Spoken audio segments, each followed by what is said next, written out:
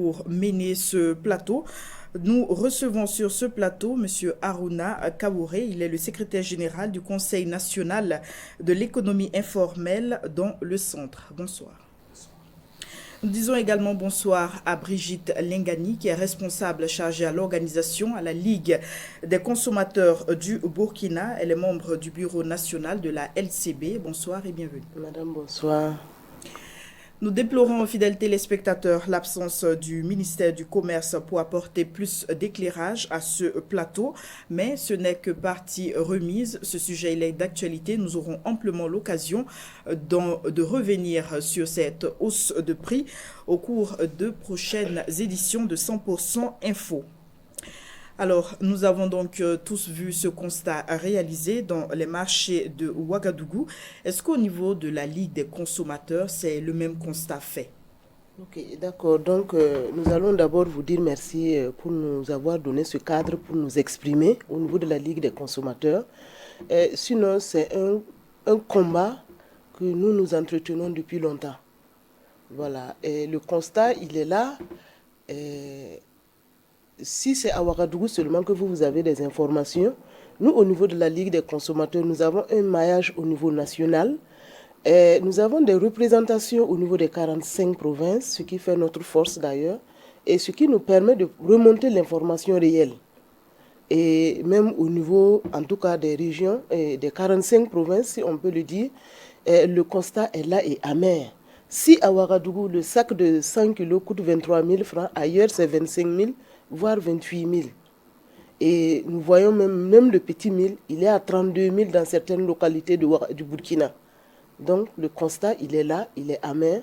Et depuis longtemps, la Ligue des consommateurs a travaillé à interpeller le gouvernement par rapport à ces hausses vertigineuses. C'est peut-être à cette phase vraiment assez critique que les gens ont pris conscience et ils cherchent peut-être à comprendre. Sinon, nous avons commencé le travail, puisque c'est notre rôle régalien, et de pouvoir défendre les consommateurs, les droits des consommateurs. Alors, vous dites que le constat, il est amer, c'est bien vrai, mais on constate aussi que les consommateurs subissent pratiquement sans broncher.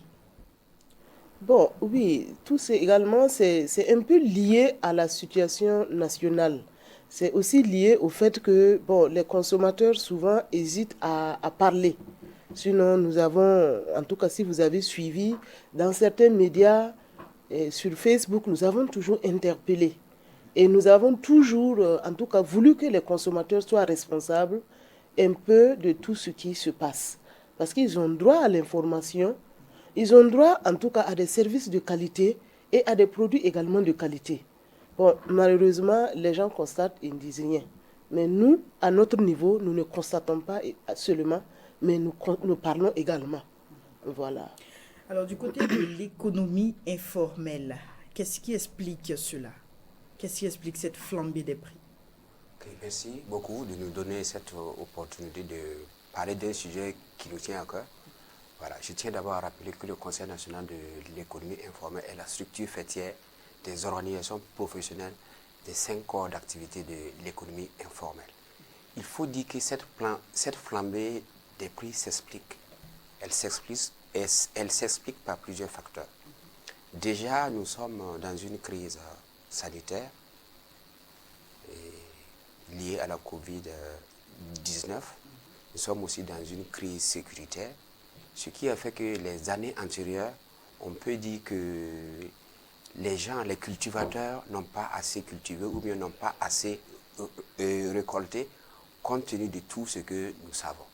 Donc aujourd'hui, on peut dire que la demande est supérieure à l'offre.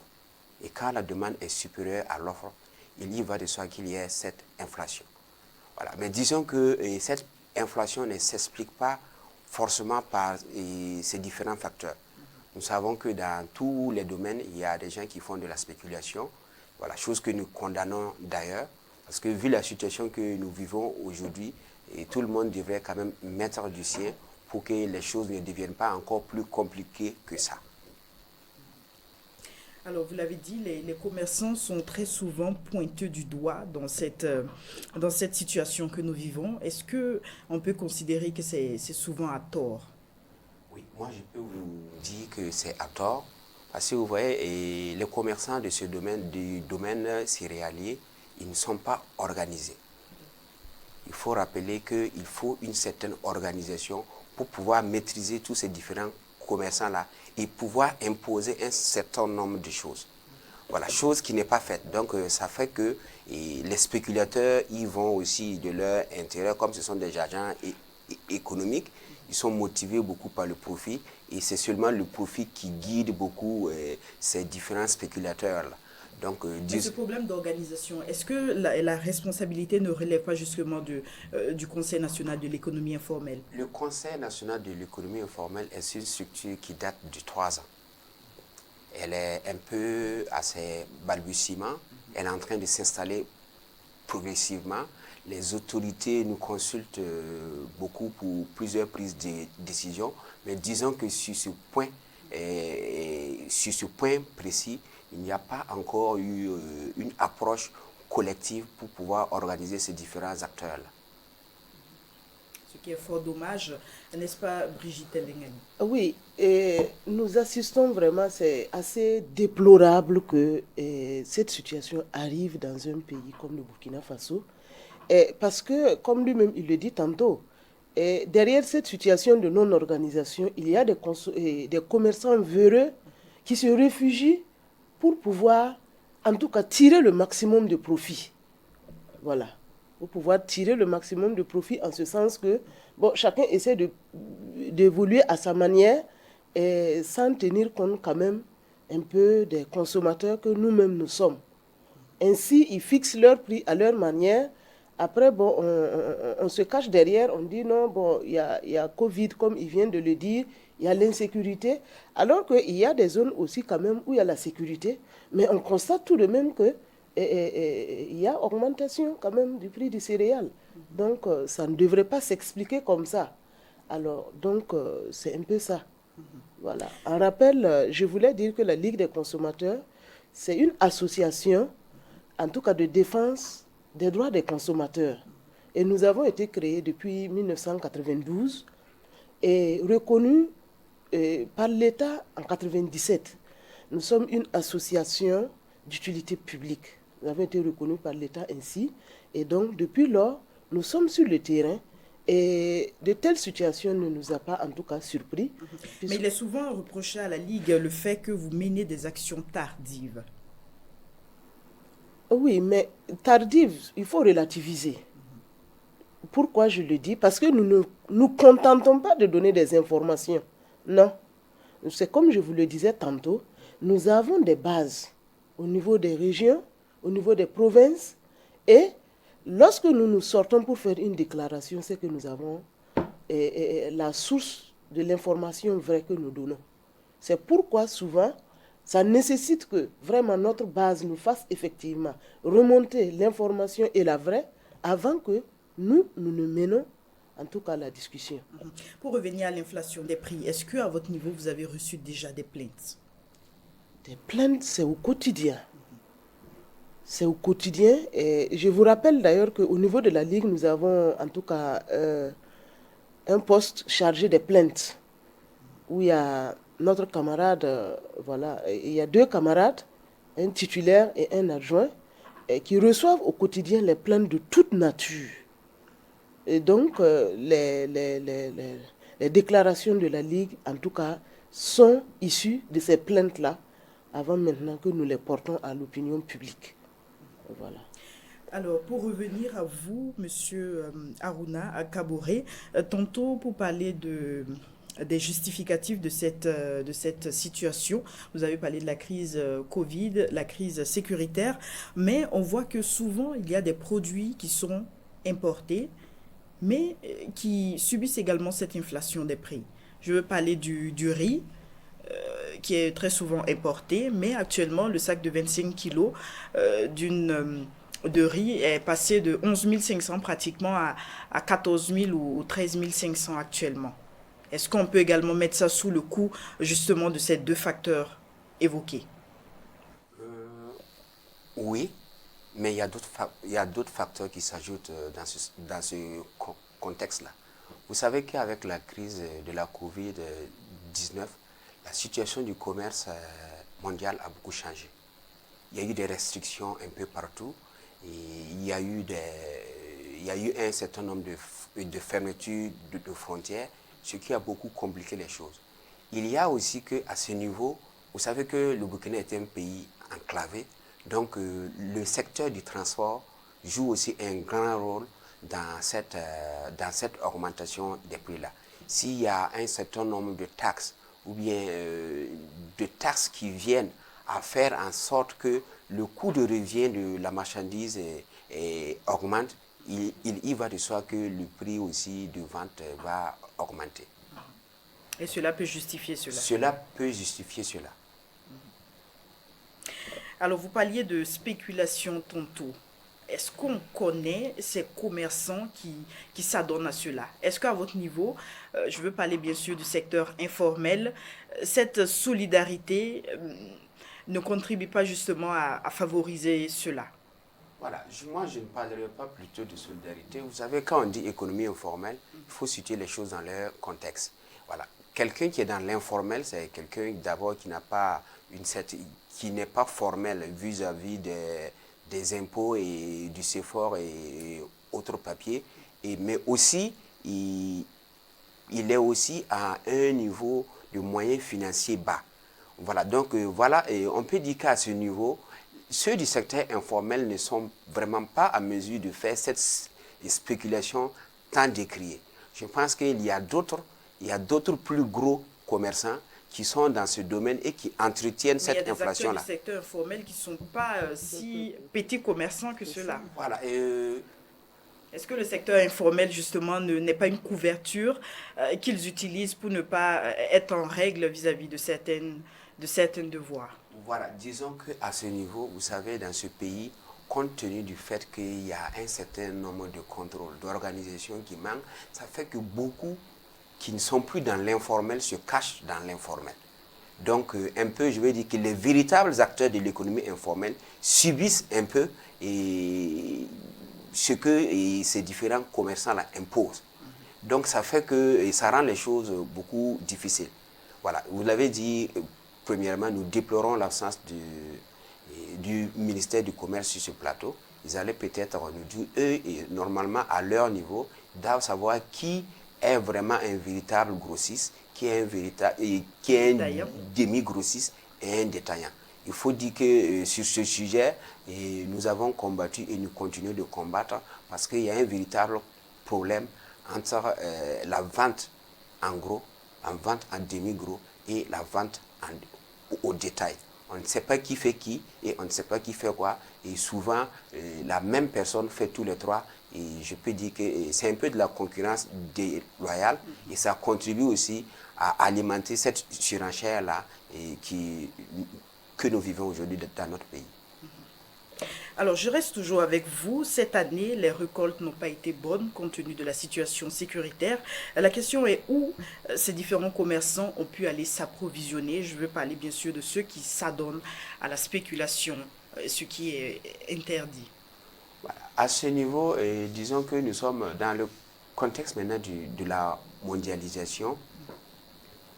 Il y a des commerçants qui ont pu s'approvisionner dans les pays voisins. Ils ont pu aussi écouler un certain nombre de produits aussi, un certain nombre de céréales aussi dans ces différents pays voisins-là. On note qu'il y a une interdiction d'exportation des céréales, justement. Disons que cette interdiction, elle est récente. Vous savez que nous avons vécu une situation qui a fait que pendant un certain nombre de temps, on n'a pas eu vraiment des autorités qui étaient en mesure de prendre des décisions fortes. Voilà, si je dis ça, vous savez qu'en temps, c'était les secrétaires généraux. Voilà, les secrétaires généraux des différents ministères qui devaient évacuer les affaires courantes. Donc, ça fait qu'on peut dire que pendant ce temps-là, il y a un certain nombre de choses qu'on aurait pu arrêter. C'est-à-dire qu'on aurait pu arrêter l'hémorragie à ce moment.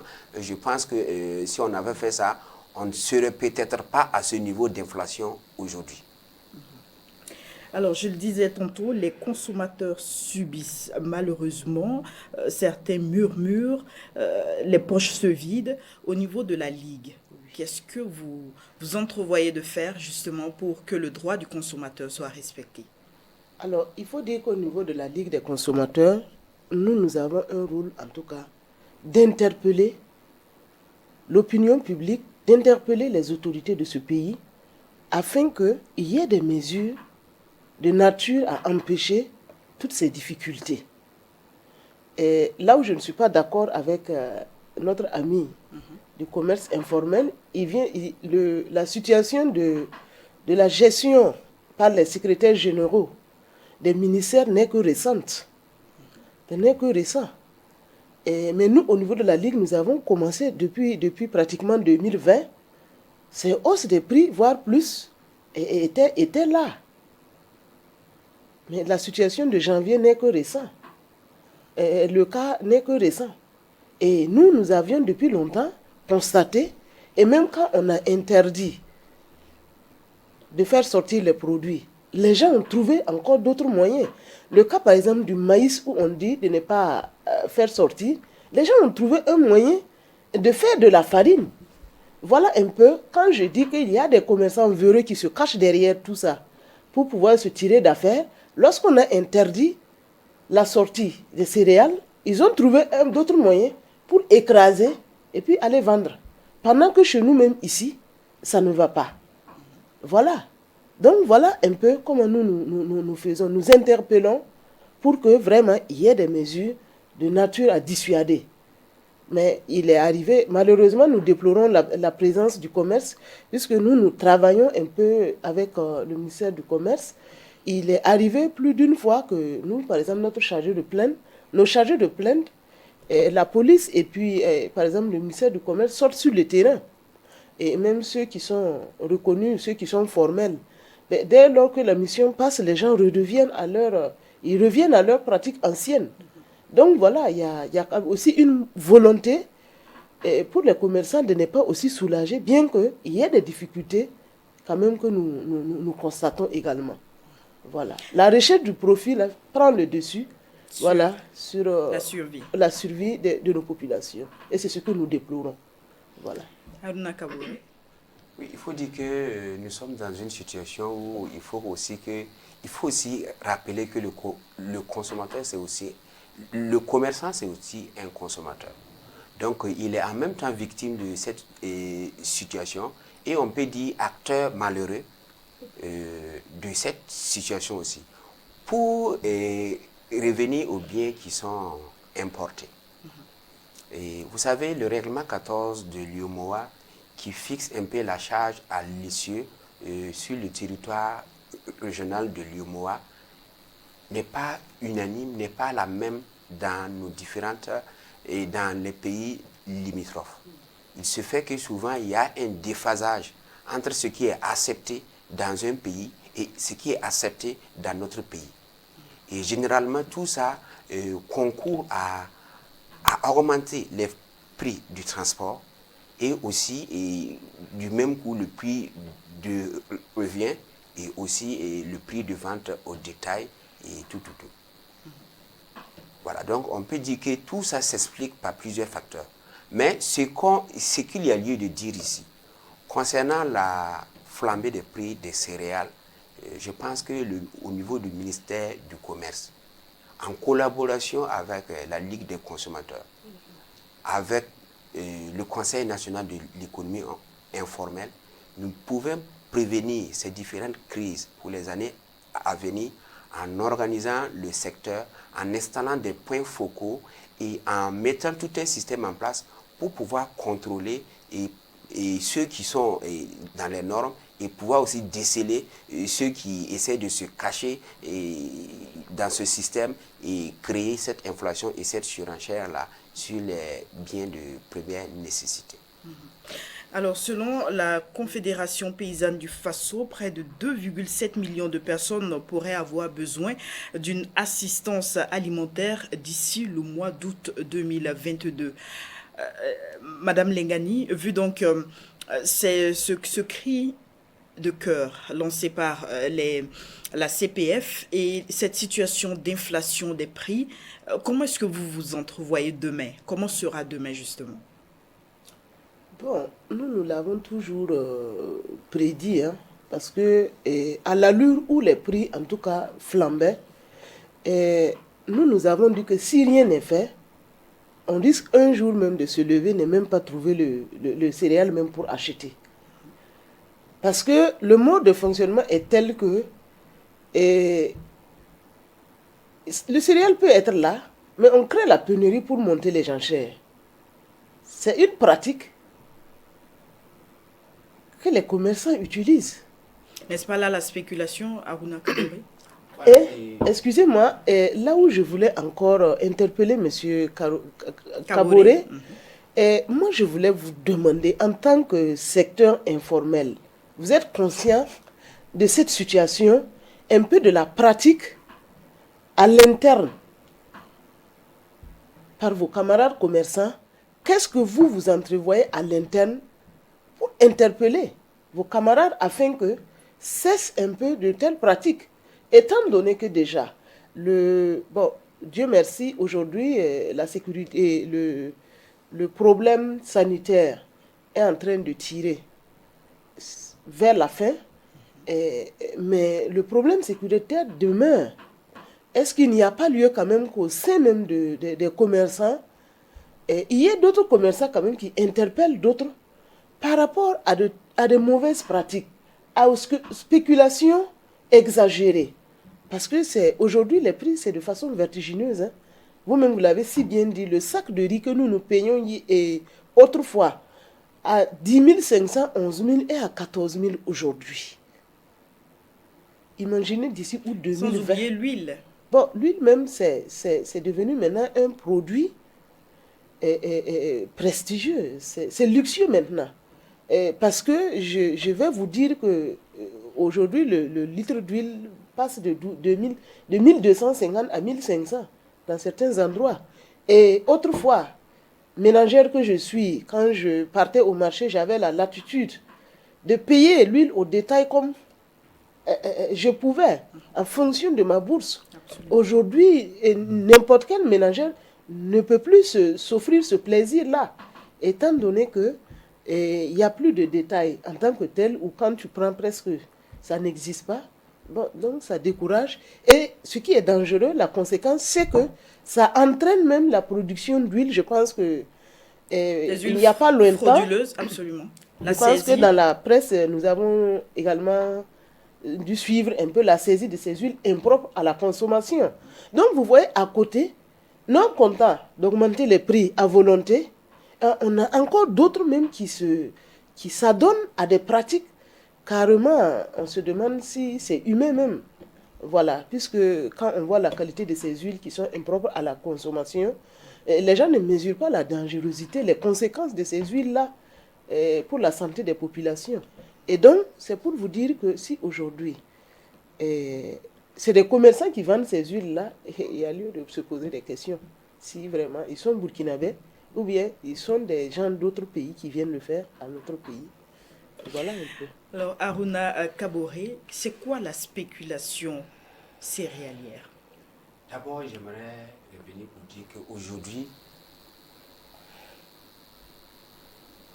dire que la responsabilité de cette surenchère, de cette flambée des prix, aujourd'hui incombe aux commerçants, aux acteurs de l'économie informelle, c'est de l'injustice. Il faut rappeler ça. Dans notre pays, avant que le commerçant, avant que l'acteur de l'économie informelle qui fait une activité du commerce reçoive ce qu'il doit vendre, il y a tout un processus, il y a des services étatiques et devant lesquels il doit passer, il doit payer des taxes. Il y a un certain nombre de vérifications qui doivent être faites pour que ce monsieur ait le bien qu'il doit vendre.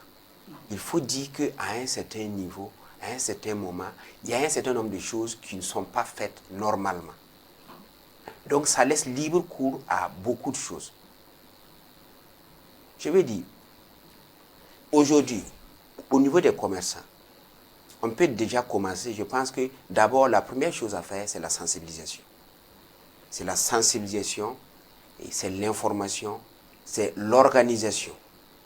Et le Conseil national de l'économie est un outil efficace pour pouvoir organiser ces différents acteurs-là, afin de pouvoir mettre une véritable politique de gestion des céréales et autres denrées de grande consommation sous contrôle et qu'on puisse exercer vraiment les décisions des autorités sur ces différents denrées-là. Il se fait que ça, ce n'est pas fait. Donc, quand il n'y a pas une organisation, forcément, il y a un désordre. Et sachez qu'aujourd'hui, les commerçants qui vendent le céréal, sûrement, ce n'est pas du gaieté de cœur que tout ça, ça se fait. Vous voyez, nous sommes dans un pays où vraiment, on peut le dire, nous sommes tous des agents économiques motivés par le profit. Dire à quelqu'un aujourd'hui de laisser son profit là et de penser vraiment à autre chose, il faut une motivation, il faut que derrière ça, il y ait une organisation. Parce que quand ces acteurs-là sont dans des difficultés, qu'est-ce que les gens font? Ou bien qu'est-ce qui est fait pour ces acteurs-là? Moi, je pense qu'avec une organisation, on va pouvoir les aider quand ils vont être dans les difficultés. Et quand on aura besoin d'eux aussi, on va pouvoir faire beaucoup de choses rentrant dans ce sens-là. Et je pense que c'est avec ce tandem-là, c'est avec cette réciprocité-là que nous allons, dans les années à venir ou bien dans les mois à venir, prévenir ce mal-là. Alors, je vous prends au mot, justement. Qui doit les organiser? Est-ce que vous renvoyez la balle du côté du gouvernement, du ministère? Et qui devrait justement procéder à cette réorganisation-là, à franchir le premier pas? Disons que le premier responsable de cette organisation-là, c'est bien sûr l'État, à travers le ministère du Commerce et des petites entreprises, et bien sûr avec le concours, le soutien du Conseil national de l'économie informelle. Nous allons les aider à ce qu'on puisse mettre un répertoire de ceux qui vendent les céréales et un répertoire de tous les domaines du commerce pour que dans l'avenir, on puisse vraiment mettre en place de véritables politiques qui vont vraiment impacter ces différents secteurs-là. Est-ce que le Conseil a les ressources justement pour mettre en place ce répertoire-là sur le plan national? Sur le plan national, on peut dire que le Conseil a des outils. Le Conseil a des outils. C'est un Conseil national de l'économie informelle qui est une fêtière des structures associatives des acteurs de l'économie informelle. Nous avons des bureaux dans les 13 régions. Nous avons des bureaux dans les 45 provinces et pour l'année 2022, il est prévu d'installer des bureaux dans les communes et aussi dans les arrondissements.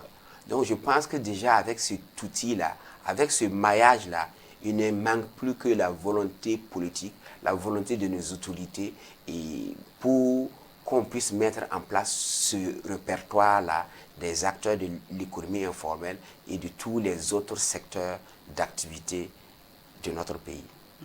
Est-ce que les différents acteurs de l'économie informelle, pour parler des vendeurs de céréales, seraient-ils prêts justement à dénoncer ceux qui s'adonnent à cette spéculation, si toutefois l'organisation est mise en place? Si l'organisation est mise en place, je pense que oui. Ça va dépendre de comment est-ce que cette organisation a été mise en place. Il faut déjà savoir que tout ce qui va se faire dans ce domaine-là doit avoir un caractère inclusif. On doit oublier personne, on doit accueillir les avis de tout un chacun et pouvoir mettre une organisation en place, une organisation dans laquelle tous les acteurs vont se reconnaître. Ils vont savoir que quand je fais ça, c'est comme ça, et quand je ne fais pas ça, c'est comme ça. Et disons aussi, quand on est aussi dans des difficultés, qu'à travers cette organisation-là, on puisse quand même nous donner un coup de main. Voilà. Je vais un peu revenir. Pendant la crise de la COVID-19, ces acteurs-là étaient dans plusieurs problèmes, beaucoup de problèmes, d'autres sont tombés en faillite. Avec la fermeture des marchés? Avec la fermeture des marchés, l'interruption des transports et tout. Ces acteurs-là ont été laissés à eux-mêmes. Mais il y a eu des mesures qui ont été mises en place tout de même. Justement, vous savez, quand le gouvernement met en place des mesures, généralement, c'est ceux qui sont formalisés qui peuvent profiter de ces mesures-là. Vous voyez, ceux qui sont dans l'informel, il n'y a pas encore un système qui les prend beaucoup en compte. Voilà, c'est ceux qui ont ce minimum de formalisation-là qui peuvent aller souscrire à cela et pouvoir quand même avoir un gain de cause. Et en plus, ces mesures ne sont pas automatiques. Vous allez déposer des dossiers aujourd'hui qui vont faire 4, 5, 6 mois avant qu'il y ait gain de cause. Et d'ici là, vous êtes déjà en faillite. Et je pense qu'avec une organisation, avec un répertoire où on connaît les acteurs, ceux qui sont dans tous les domaines précis, je pense que dorénavant, quand il y aura ces différentes actions, ça va être beaucoup plus rapide et beaucoup plus direct. Et ça va toucher les véritables acteurs. Revenons à la spéculation céréalière. Comment est-ce qu'elle se mène? Voilà. Disons que ceux qui entretiennent, parce qu'il faut dire qu'il y a ceux qui l'entretiennent et il y a ceux qui le subissent. Il y a des gens qui ont de gros moyens, qui payent ces céréales-là, qui les stockent. Ça veut dire qu'ils créent un manque sur le marché. Et quand il y a un manque, forcément les prix augmentent. Et il peut attendre, il attend, jusqu'à ce qu'à un certain moment, il se dit que oui, maintenant je vais gagner beaucoup. Et c'est à ce moment qu'il libère les céréales au prix qu'il veut d'ailleurs, parce qu'il est le seul maître du marché, vu qu'il y a absence totale de l'État dans ce domaine. Et on note que c'est illégal. Bien sûr que c'est illégal. Alors, Lengani, Madame Lengani, au niveau de la Ligue des consommateurs, est-ce que vous tenez des rencontres avec pour ordre de jour justement cette inflation des prix? Nous avons des rencontres régulièrement. Et nous avons une plateforme même dans laquelle même on échange régulièrement. Et la preuve en est, de façon périodique, nous demandons à nos bases, au niveau des provinces, de nous faire remonter l'information. Nous constatons vraiment sur le terrain un peu tout ce qui vraiment se passe en termes d'inflation. Nous n'avons pas un moyen d'action. Nous ne pouvons le faire qu'avec le ministère du Commerce. Ne serait-ce qu'interpeller le ministère? Oui, qui est permanemment interpellé. Nous avons souvent demandé même à rencontrer les premiers responsables de ces départements-là pour vraiment discuter, échanger, vraiment pour que les gens comprennent. Si depuis longtemps, on avait pris le problème au sérieux, peut-être qu'on n'en serait pas là. Parce que quand nous travaillons un peu dans l'ombre, on ne fait pas... Il n'y a pas trop de bruit. Nous avons des résultats et c'est sur la base de ces résultats, nous essayons d'interpeller. Mais lorsque, peut-être nous ne sommes pas pris au sérieux, alors il va de soi qu'on constate tous sur le terrain ce qui se passe. Voilà. Il est arrivé que nous soyons associés à des sorties. Et je pense que bientôt, le carême va arriver, va venir. Et généralement, nous effectuons des sorties terrain. Et avec le ministère du Commerce, malheureusement, ils ne sont pas là. Mais il faut dire que c'est insuffisant. Lui-même, il a si bien dit, aujourd'hui, le désordre profite à qui? Les gens ne veulent pas se formaliser. Pourquoi? C'est parce que le désordre profite à ces gens-là. Ils fixent comme ils veulent et il n'y a pas autre solution. Mais en se rendant formel, vous voyez que quand tout est ordonné, ça devient compliqué. Voilà. Quelqu'un ne peut plus faire un peu de raccourci, quelqu'un ne peut plus faire sa loi. En fait, c'est un peu ça. Voilà. Alors, chers invités, nous allons poursuivre cette émission, mais avant, nous allons marquer une courte pause et en venir à la rubrique « Ils ont dit ».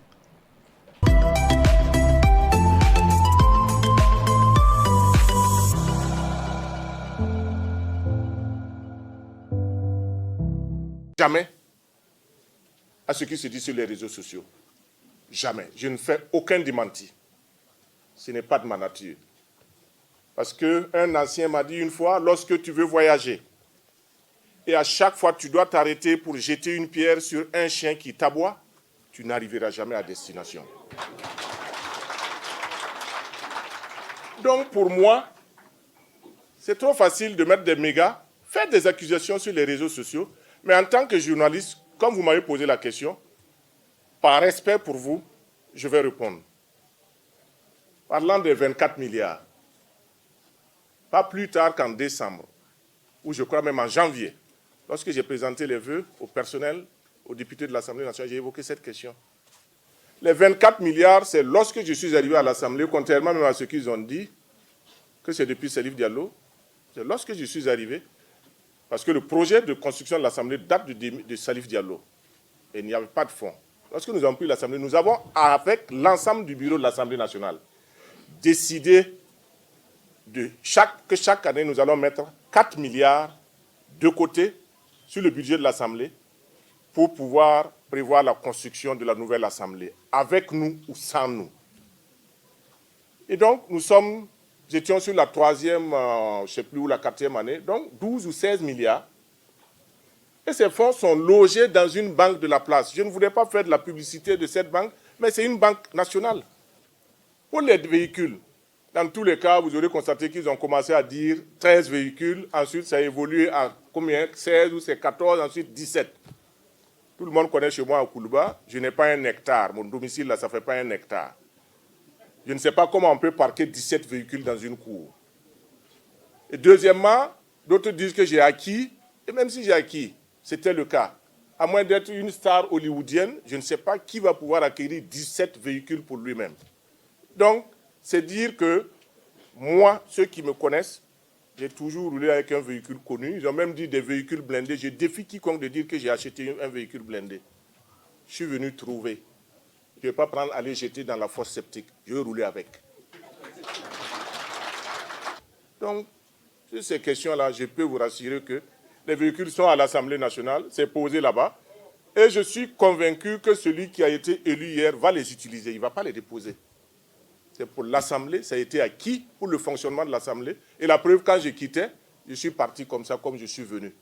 Je roule avec ma voiture personnelle et privée. Et même pendant que j'étais président de l'Assemblée nationale, il m'arrivait de venir au bureau avec ma voiture personnelle. J'ai accepté de quitter mon domaine de l'enseignement, de la recherche et du développement, pas par ambition personnelle, mais parce que je crois fermement à la contribution nécessaire de tous les Burkinabés pour la construction des Burkina nouveaux.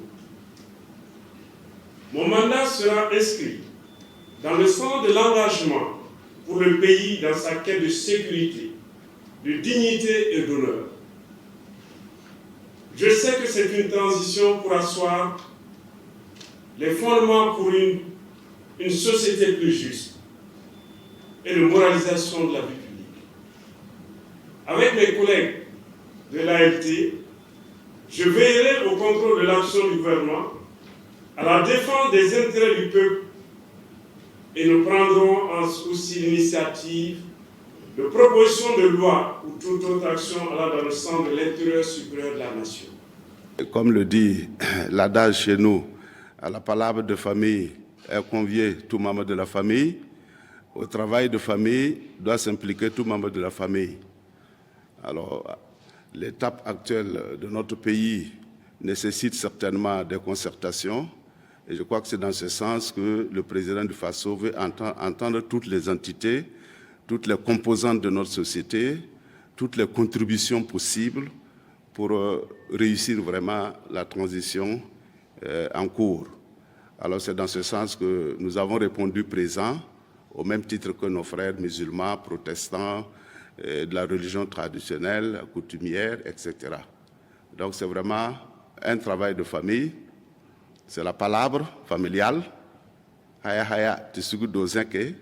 Voilà, c'est dans ce sens-là, et c'est un échange qui appelle aussi à d'autres échanges complémentaires. Chacun a quelque chose à apporter pour le bien de notre pays.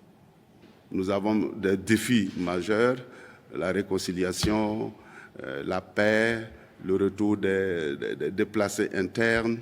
Voilà, tout cela demande un sursaut de la part de tous. Nous avons apporté notre modeste contribution.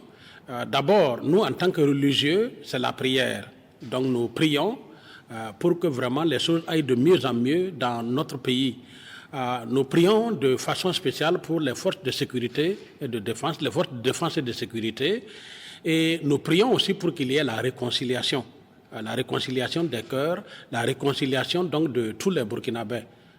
Nous accompagnons la République, nous accompagnons la nation, et la nation a toujours une tête, et si la tête souhaite un accompagnement, il va de soi qu'il y ait une disposition favorable de l'ensemble des chefferies, parce que être chef traditionnel, chef coutumier, c'est être au service de la population, c'est être au service de la paix. Je profite de l'occasion pour vous dire clairement que nous ne sommes pas contre ce projet.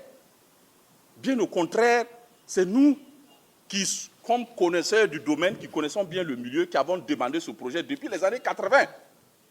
Nous avons dit que l'aéroport de Ouagadougou ici allait, à un moment donné, être pris dans l'engrenage de l'urbanisation et qu'il fallait fortement déplacer ça.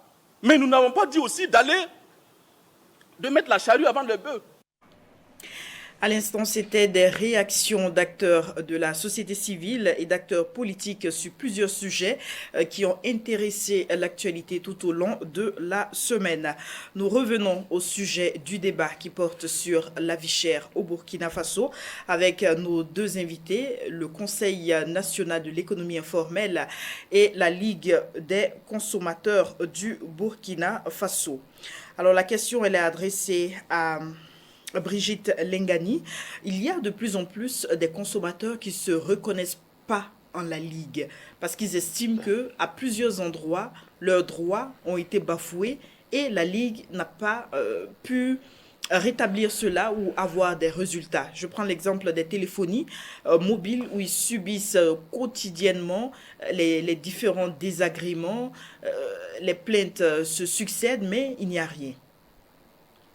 Et peut-être le consommateur lambda qui ne suit pas l'information croirait que la Ligue ne fait rien de nature à défendre leurs intérêts. Les choses sont faites donc. Et sinon, je voulais même tout d'abord même rappeler que la Ligue des consommateurs n'est pas une structure étatique. Il faut que les gens comprennent que c'est une association qui défend les droits des consommateurs. Et la plupart des Burkinabés s'attendent, en tout cas, pensent que la Ligue, c'est une structure de l'État et qui doit également réagir du tic au tac. Non, nous sommes une association où c'est du bénévolat. Tous les membres qui y travaillent, c'est du bénévolat. Et donc, ça fait que les gens ne peuvent pas comprendre. Sinon, pour ceux qui suivent l'actualité, nous avons eu plein de rencontres avec ces structures de téléphonie mobile à plusieurs reprises. Et je vous informe au passage que lorsque ça a été coupé lors du dernier trimestre de l'année 2021, nous avons même pu ester ces structures-là en justice. Tout ça, c'est dans le combat de défendre les intérêts parce qu'ils n'ont pas le droit de nous couper l'information, la possibilité de communiquer sans aucune information. Est-ce que la plainte la plainte a abouti? Bon, évidemment, ça n'a pas abouti pour des questions de forme. Voilà, parce que je pense que les 3 téléphonies ont envoyé leurs conseils qui ont défendu. Et pour des questions de formulation, nous avons été un peu débutés. Mais bon, il ressort quand même que nous avons osé. Mais pour un dossier aussi lourd, est-ce que la Ligue ne devait pas également se faire accompagner de la manière qui devait l'être? Oui, nous avons des personnes ressources également qui nous accompagnent, mais force est de reconnaître que si nous avons des structures comme les 3 téléphonies mobiles que nous connaissons ici, ils vont également user de leur force aussi pour, en tout cas, ne pas perdre le procès. Mais nous allons vous dire que nous avons souvent des cadres de concertation avec eux pour attirer leur attention par rapport à beaucoup de choses. Vous allez voir que chaque fois, nous avons toute une panoplie d'informations qui nous parviennent, quelquefois insensées, inutiles. Et nous demandons, je pense que nous avons eu une rencontre, en tout cas avec ces gens-là, pour dire que les informations qui ne nous servent pas vraiment, et non que nous exempter de ça. Des plaintes non fondées? Mais c'est quand même des plaintes fondées. Voilà. Et non que nous exempter de ça. Et il y a des coupures qui ne sont pas justifiées. Alors, les bonus qu'on donne aux consommateurs qui sont coupés à des délais qu'eux ils veulent, mais pas à la volonté des consommateurs, alors que dès lors que nous avons lié un contrat, nous sommes tenus d'aller jusqu'au bout. Si vous donnez des bonus à des gens, vous devez suivre un peu ce que vous dites. Mais... Alors, ne nous écartons pas trop du sujet qui porte sur la vie chère. Oui. Pour revenir à cette vie chère, justement, les consommateurs attendent beaucoup de la Ligue parce qu'ils vous regardent pour défendre leurs droits. Je continue en disant que, par exemple, le 15 mars passé, nous avons en tout cas commémoré notre journée mondiale du consommateur et c'était comment on appelle ça, sur le numérique financier. Aujourd'hui, c'est des monnaies, c'est des transports, des transferts numériques, mais qui ne sont pas encadrés juridiquement et réglementairement. Nous avons décrié cela et interpellé vraiment le gouvernement afin qu'on puisse cadrer. Parce que lorsque on n'essaye pas d'encadrer le secteur, toujours c'est le consommateur qui perd. Voilà. Et donc, nous avons décrié cela. Mais au-delà de tout ça, il faut dire que tous les secteurs, aujourd'hui nous parlons plus du céréal, mais allez-vous y comprendre que même les prestations de services aujourd'hui ne sont pas en reste. Même les prestations de services ne sont pas en reste. Il y a même la qualité de tout ce que nous consommons. Les produits de grande consommation. Aujourd'hui, le pain, je pense que même là également, avec le ministère du Commerce, nous avons eu plusieurs rencontres où il y a la pression pour augmenter. Nous, au niveau de la Ligue, nous avons dit que ce n'est pas possible parce que d'abord, nous payons du pain à 150 francs pour un grammage qui n'est pas respecté et pour une qualité même qui n'est pas respectée. Ça, c'est pour ne citer que cela. Sinon, il y a bien d'autres choses en dehors du céréal et du pain. Et il y a bien d'autres choses. Il y a le carburant, il y a, comment on appelle ça, il y a beaucoup de choses sur la place du marché ici qui ne sont pas de qualité. Et il n'y a pas seulement que la disponibilité, mais il y a aussi la qualité. Nous jouons également sur la qualité des prestations et des produits que nous devons consommer. Voilà. Qui y va de la santé des consommateurs que nous sommes tous. Parce que même si aujourd'hui on estime qu'on est à l'aise, on paye le premier choix dans les rayons vraiment rares, sachez que le parent, le petit frère ou bien le grand frère qui n'est pas au même niveau, peut-être souvent que certaines personnes payent le pot cassé. Et si un membre de ta famille est touché, il va de soi évidemment que tu sois touché. Voilà, donc il y a beaucoup de secteurs sur lesquels nous sommes. La lutte, elle est vraiment grande, nous sommes sur plusieurs terrains. Et donc, ça fait que la diversité un peu de notre champ d'action fait que certaines personnes ne nous sentent pas.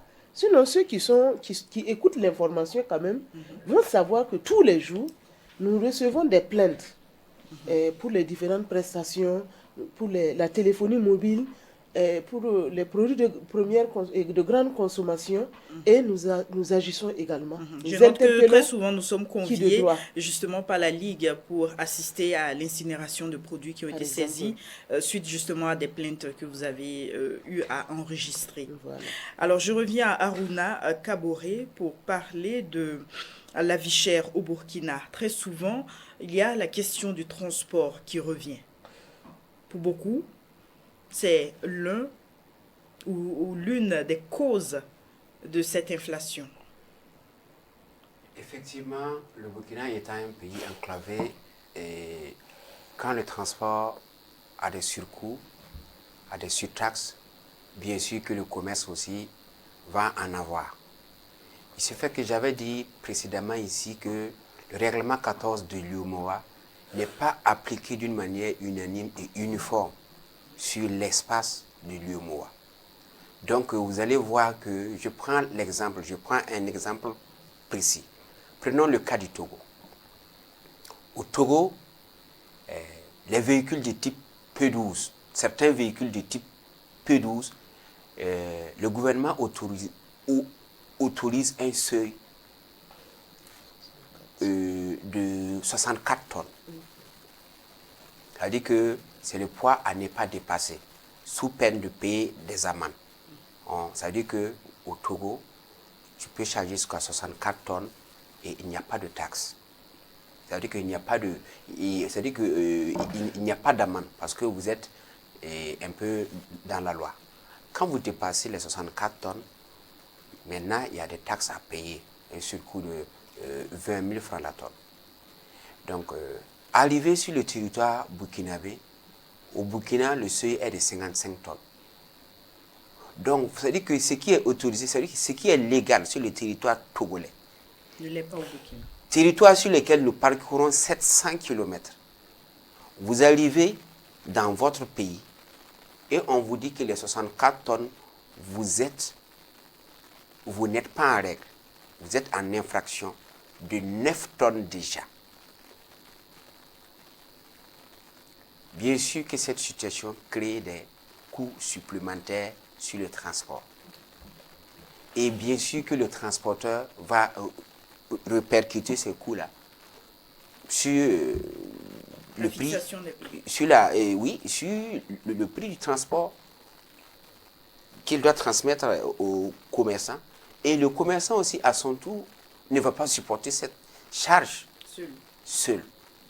Et c'est tous ces différents surcoûts, surtaxes-là qui concourent à cette vie chère que nous vivons aujourd'hui. Donc ça, c'était juste un exemple sur le corridor togolais. Donc je peux dire qu'à ce niveau, comment est-ce que vous pouvez expliquer cela? Le Burkina, normalement, devrait avoir une politique pour encourager vraiment ceux qui partent vraiment très loin pour aller chercher des marchandises et les denrées de première nécessité pour sa population. Mais on voit qu'ici, c'est le contraire. Au Togo, il y a quand même une certaine indulgence, mais chez nous, ce n'est pas trop ça. Voilà. Mais disons qu'à ce niveau, le Conseil national de l'économie informelle, nous avons approché les différentes autorités qui gèrent ça. Voilà. Il se fait que c'était à un moment où... Le ministère des Transports, en l'occurrence. Le ministère des Transports, en l'occurrence, et l'ONASER aussi, qui est le service qui s'occupe spécialement de ça. Voilà. Il se fait que c'était à un moment où le pays était dans une situation un peu critique. Voilà. Ils nous ont écoutés, ils ont promis de réagir, ils ont promis de faire des efforts. Et nous croyons que maintenant, avec les nouvelles autorités en charge du transport, des décisions fortes seront prises dans ce sens-là pour soulager et le transporteur et le commerçant et du même coup le consommateur. Le consommateur qui risque de traverser une nouvelle période trouble avec le jeûne musulman qui s'annonce le carême et beaucoup craignent encore plus d'inflation. Oui, ce qui est vraiment paradoxal et ça doit nous interpeller tous, c'est qu'à chaque mois de carême, nous vivons le même scénario, le même film. Et ça veut dire tout simplement qu'il n'y a pas une politique de prévention qui est faite. Ça veut dire qu'on fait les arrêtés, mais je suis désolé de vous dire, les arrêtés, ça ne travaille pas seul. Il faut des gens pour faire appliquer ces arrêtés-là. Il faut prendre vraiment des dispositions et des mesures pour que ces arrêtés soient respectés. Nous vivons la même scène chaque année. Ces mêmes spéculateurs-là, dont on parlait avant, ils vont payer du sucre. On l'emmagasine, on le stocke, on crée une pénurie.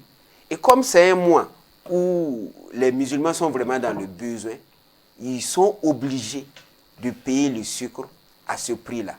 Et quelque part, on a l'impression que l'État est impuissant. Complice. Ou même peut-être complice, si on peut le dire ici. Parce qu'il faut appeler les choses par leur nom. Il faut cette véritable politique de prévention-là. Parce qu'ici, on a l'impression qu'à chaque fois, on ne fait que constater. On ne fait que constater, on constate, on condamne. Je pense qu'on devait prévenir ce serait encore mieux pour les consommateurs. Et cela, il faudrait l'implication justement des structures comme les vôtres. Oui, il faut l'implication des structures comme le Conseil national de l'économie informelle, bien sûr avec la Ligue des consommateurs, parce que même les prix qui sont fixés, est-ce que ces prix, vu la qualité, vu la quantité, est-ce qu'il n'y a pas quelque chose encore à revoir? Je pense que nous avons effleuré, nous avons dit précédemment qu'il faut une véritable organisation des différents secteurs. Je pense que nous sommes à un point où on en revient encore là. Ce secteur aussi doit être organisé pour qu'on sache qui sont les grossistes dans le domaine. Parce que quelqu'un qui peut stocker du sucre et créer de la spéculation, c'est forcément un grossiste. Ce n'est pas celui de l'économie informelle qui allait payer un carton qui va créer quand même de l'inflation sur ça quand même. Donc souvent, il faut vraiment aller à la source pour voir un peu comment les choses se passent. Alors, Aruna Kaboré, merci d'avoir pris part à ce plateau. Je rappelle que vous êtes le secrétaire général du Conseil national de l'économie informelle du Centre. Aussi, merci à Brigitte Lengani, qui est responsable chargée à l'organisation à la Ligue des consommateurs du Burkina. Merci à vous deux d'avoir apporté des éclairages à cette question de vie chère et d'inflation des prix de produits de grande consommation.